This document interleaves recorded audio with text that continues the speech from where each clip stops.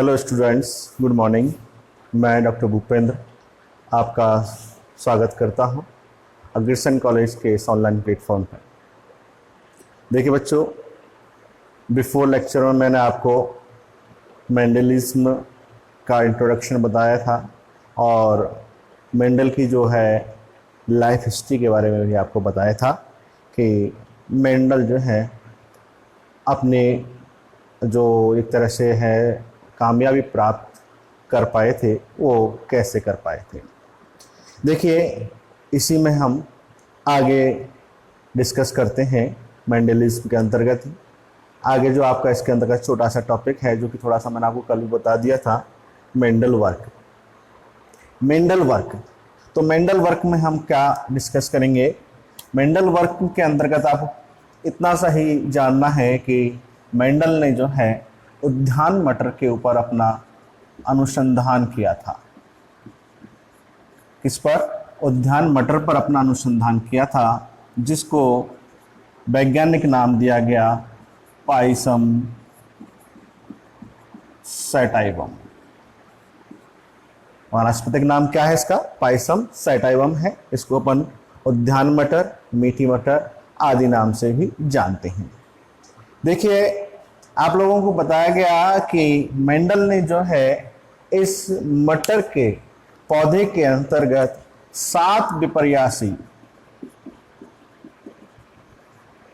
लक्षणों का चयन किया था। 7 विपर्यासी लक्षणों का चयन किया था, ठीक है, और उन पर इन्होंने अपने अनुसंधान प्रयोग किए थे। अब देखिए, इसमें सिलेबस के अकॉर्डिंग दे रखा है कि ये जो मेंडल ने अपने मटर के पौधे पर अनुसंधान किए थे, इन 7 विपर्यासी लक्षणों को लेकर, तो ऐसा क्या कारण था या कौन कौन सी खासियत थी मेंडल के अनुसंधान के अंतर्गत, जिसके कारण जो है मेंडल जो है अपनी सफलता प्राप्त कर पाया। क्योंकि उनसे पहले भी आनुवांशिकी के क्षेत्र के अंतर्गत कई वैज्ञानिक जो है अनुसंधान कर चुके थे, वो इतने स्पष्ट परिणाम प्राप्त नहीं कर पाए थे। तो यहाँ पर डिस्कस किया जाता है कि मेंडल के ऐसे कौन से कारण रहे जिनके कारण वह सफलता प्राप्त कर सके। तो इसी क्रम में आपका जो अगला टॉपिक है यहाँ, वह है मेंडल के सफलता के कारण। मेंडल के सफलता के कारण। तो मेंडल के सफलता के कारण जो है बच्चों, इसके अंतर्गत सबसे पहले हम एक पहला बिंदु लेकर बात करेंगे, और वो पहला बिंदु है क्या? मेंडल की अध्ययन की विधि। मेंडल की अध्ययन की विधि। तो मेंडल की जो अध्ययन की विधि थी, उसके अंतर्गत कौन कौन सी विशेषताएं थी, वो यहाँ पर हम चर्चा करते हैं। सबसे पहली बात तो ये थी कि मेंडल ने जो अपने अनुसंधान किए थे, उससे पहले अपने पहले वाले वैज्ञानिकों के द्वारा किए गए अनुसंधान प्रयोगों का क्या किया? सजगता से अध्ययन किया। तो मेंडल ने क्या किया? मेंडल से पूर्व के वैज्ञानिकों, मेंडल ने अपने पूर्व के वैज्ञानिकों के अनुसंधानों अर्थात प्रयोगों का क्या किया बच्चों? अध्ययन किया। और अध्ययन कर ये पता लगाया कि इन वैज्ञानिकों से कहां कहां पर कुछ गलतियां हुई हैं, ठीक है। दूसरी बात यह थी कि मेंडल के अंतर्गत दूरदर्शिता थी बच्चों। अर्थात मेंडल के जो है, उन्होंने अपने आईक्यू लेवल, मतलब अध्ययन किया, उनकी गलतियों को निकाला और उसके साथ अपनी दूरदर्शिता को जोड़कर अपने अनुसंधान प्रयोग किए थे।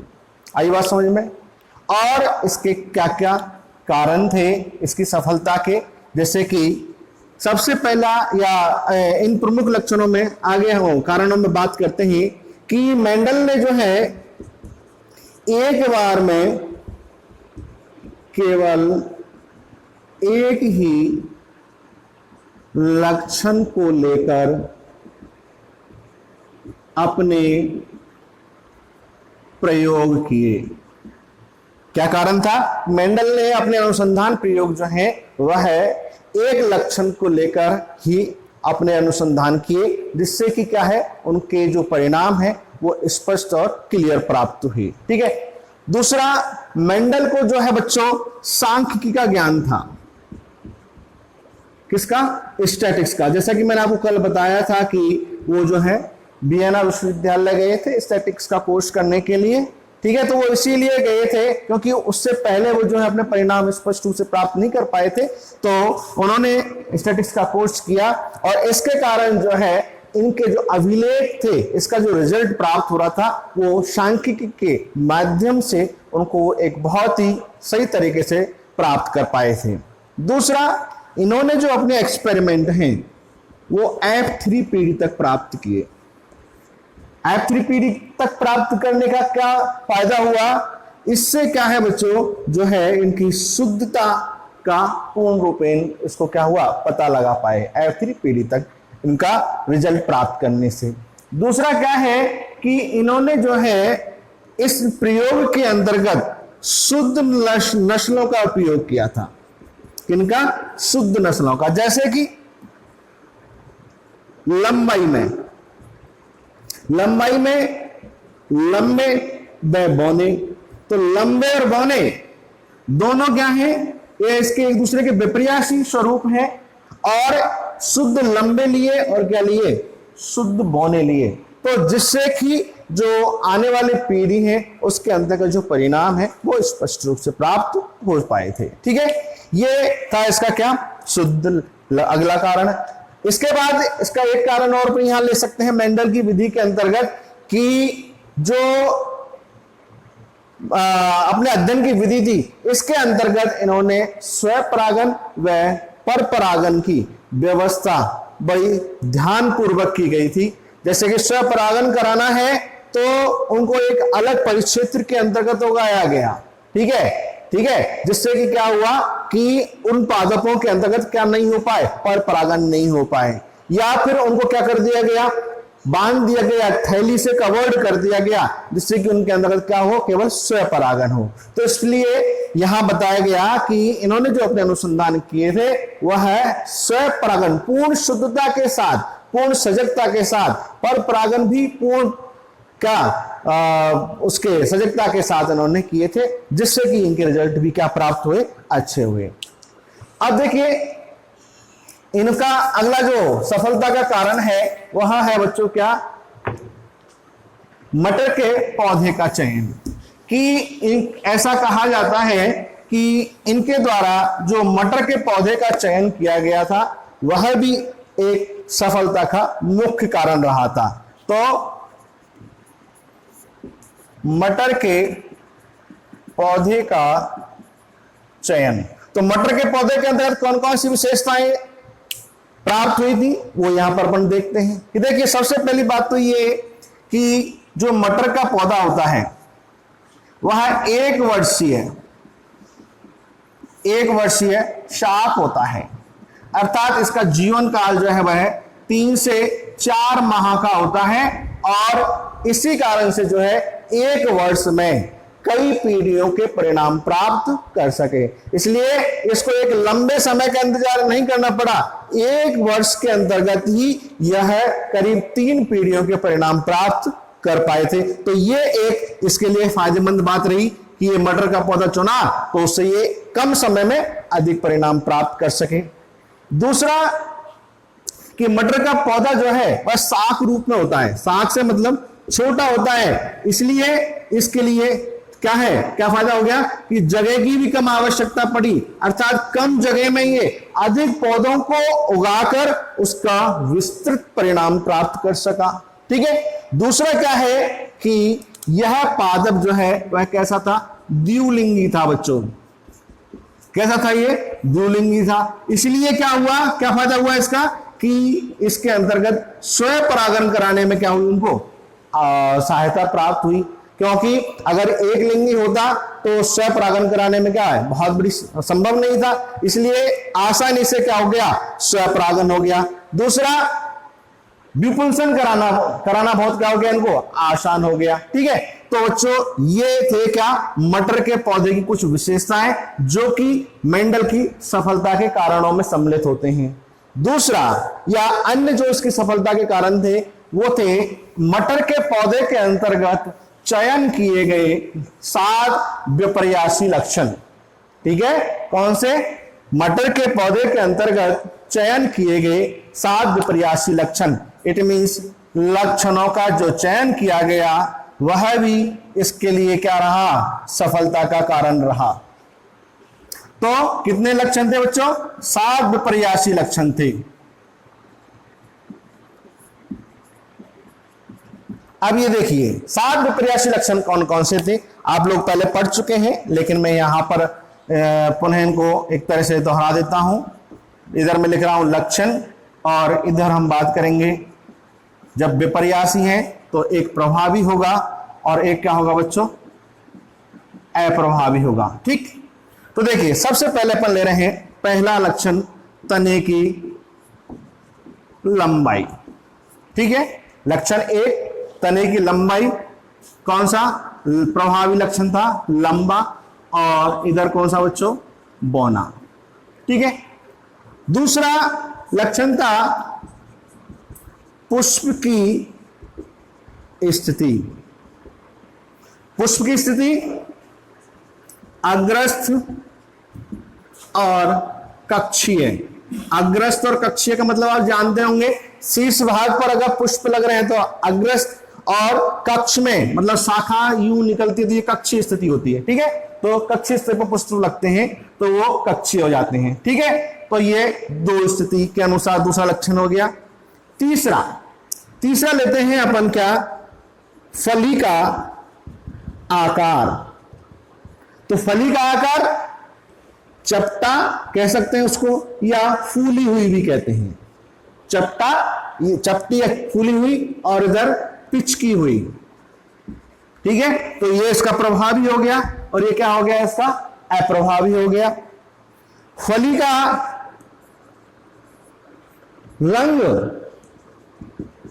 फली का रंग कौन सा, हरा, तो क्या हो गया, प्रभावी, और पीला क्या हो गया बच्चों, अप्रभावी। इसके बाद 5वां लक्षण, बीज का आकार। तो बीज का आकार गोल, और इधर कौन सा हो जाएगा, झुर्रीदार। ठीक, इसके बाद अगले 2 लक्षण जो है मैं यहां ऊपर थोड़ा सा साफ कर लेता हूं, शुरू के 2 लक्षणों को। ये लीजिए, अगला लक्षण बीज का आकार हो गया। ठीक है, इसके बाद बीज पत्र का रंग। बीज पत्र का रंग धूसर और श्वेत, और अगला है 7वां, वह है बीज चोल। बीज चोल का जो रंग, बीज चोल का जो रंग होता है, सॉरी, बीज पत्र का रंग यहां पर पीला है, सॉरी, पीला और हरा, पीला और हरा, और बीज चोल का रंग जो होता है वह क्या होता है, धूसर और यहां श्वेत।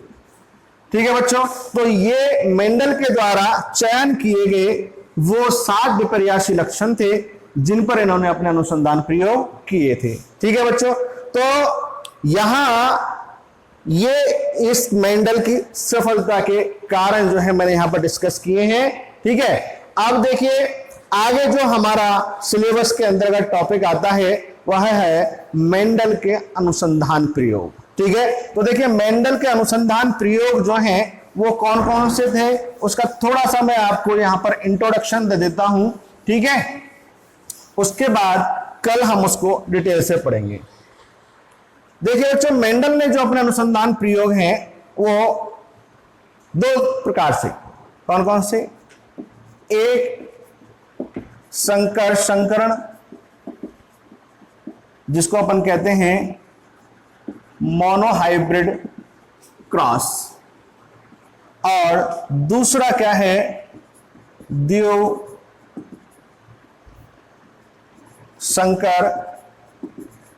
संकरण, इट मींस डाइहाइब्रिड क्रॉस।